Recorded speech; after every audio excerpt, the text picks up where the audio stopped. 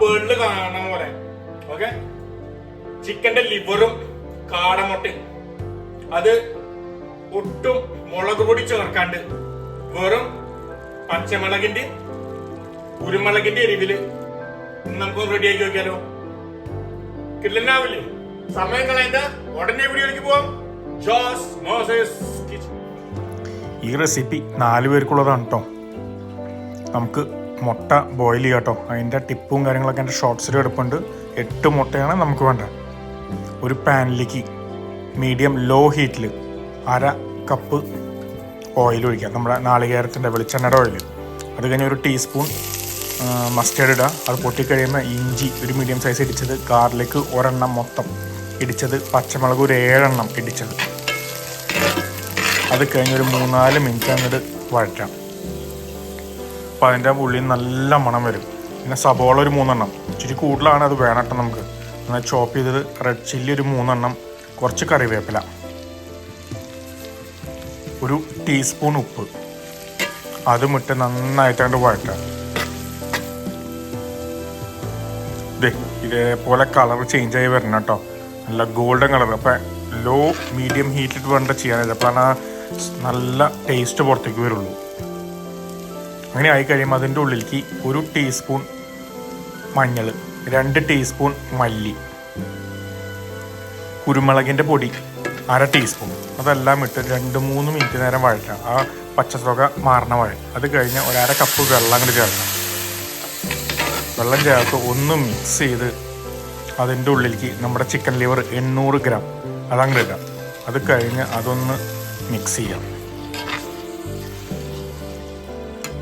അതിൻ്റെ ഉള്ളിലേക്ക് ഒരു ടീസ്പൂൺ ഉപ്പ്, ഒരു ടേബിൾ സ്പൂൺ ചൊറുക്ക, അതിട്ട് മിക്സ് ചെയ്യാം. അത് കഴിഞ്ഞ് അതവിടെ കിടന്ന് പതക്കനെ കുക്കാവട്ടെ. ഇടയ്ക്ക് ഒന്ന് ഇളക്കി കൊടുത്തേക്കണേ, അടി പിടിക്കണ്ടിരിക്കണേ. ലിവർ ഒരു 90% കുക്കായി കഴിഞ്ഞ് കഴിയുമ്പോൾ അതിൻ്റെ ഉള്ളിലേക്ക് നമ്മൾ ബോയിൽ ചെയ്ത് വെച്ച മുട്ട ഇട്ട് കൊടുക്കാം. കുരുമുളക് പൊടി ഒരു ടീസ്പൂൺ, അതുമിട്ട് അങ്ങോട്ട് സൂക്ഷിച്ച് നടക്കുക. തീ അങ്ങോട്ട് ഓഫ് ചെയ്തേക്കാം.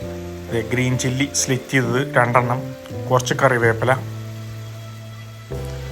ഇടിച്ച കുരുമുളക് ഒരു ടീസ്പൂൺ, 2 ടേബിൾ സ്പൂൺ വെളിച്ചെണ്ണ. ഇതെല്ലാം തീ ഓഫ് ചെയ്ത് കഴിഞ്ഞിട്ടാണ് കേട്ടോ നമ്മൾ ഇടുന്നത്. അത് കഴിഞ്ഞാൽ ഒന്ന് സൂക്ഷിച്ച് ഇളക്കി അടച്ചു വെച്ച് ഒരു 15 മിനിറ്റ് നേരത്തെ അവിടെ ഇരിക്കട്ടെ. ആ വെളിച്ചെണ്ണയും ഇഞ്ചിയുടെയും വെളുത്തുള്ളിയും പച്ചമുളകിൻ്റെ ഒക്കെ ടേസ്റ്റ് ഇറങ്ങി അവൻ അടിപൊളിയായിട്ട് വരും.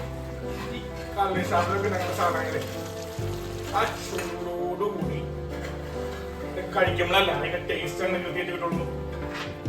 ആ കുരുമുളകും പച്ചമുളകിന്റെ എരിവും ആ വെളിച്ചെണ്ണയും അങ്ങനെ ഇരുന്ന് ഇഞ്ചി വെളുത്തുള്ളി സബോള അങ്ങനെ ഇരുന്ന് വലിയ അടിപൊളിയായി അടിപൊളി.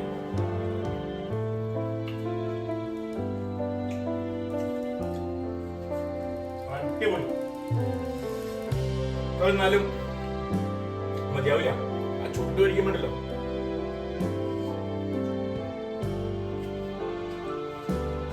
നിങ്ങൾക്ക് റെസിപ്പി ഇഷ്ടമായെങ്കിൽ ഒന്ന് ട്രൈ ചെയ്ത് നോക്കണേ.